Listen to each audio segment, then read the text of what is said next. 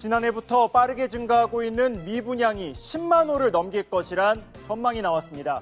부동산 정책의 책임자 원희룡 국토교통부 장관의 말인데요. 3분 맥집기 오늘은 미분양 위기를 정리해 보겠습니다. 전국의 미분양 주택은 지난 1월 기준으로 7만 5천 호를 넘겼습니다. 2012년 11월 이후 10년 2개월 만에 최대치입니다. 지난해 7월 3만 호를 넘겼는데 이후 꾸준히 증가해서 7만 호를 넘긴 것입니다. 미분양의 물량 대부분인 84%는 비수도권에 몰려 있었습니다. 그만큼 지역 경제가 힘들다는 의미입니다.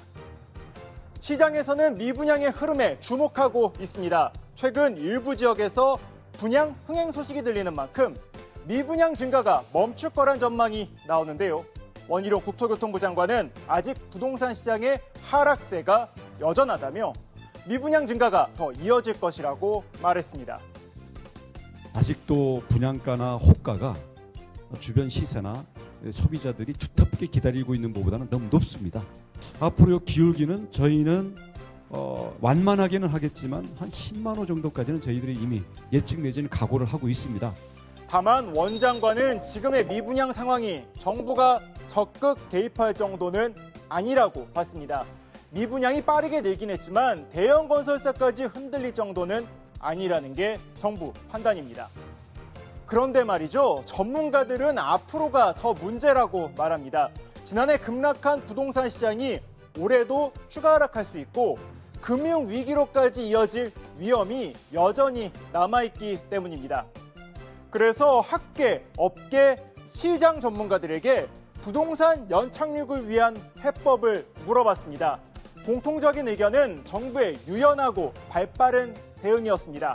부동산 시장은 미국발 금융위기 같은 외부 요인에도 크게 반응하고 시장을 바라보는 심리가 큰 영향을 주는 만큼 정책 대응이 적기에 이뤄질 필요가 있다는 것입니다. 이외에 선제적인 금융규제 완화, 과도한 공포에 대한 대응도 필요하다는 목소리가 나왔습니다. 일단 자료를 가지고 분석하는 순간 이거는 구버전이다 라고 얘기할 정도로 지금은 너무 빠른 정보 전달 시대다. 정책도 저는 좀 빠르게 대응하는 어떤 그런 자세가 좀 더 필요하겠다. 중산층과 서민의 주거복지를 위해서 매매 또는 전세 가격의 급등과 급락을 막을 수 있게 하기 위해서는 정부가 임대료를 컨트롤할 수 있는 물량을 지금 확보를 해야 됩니다.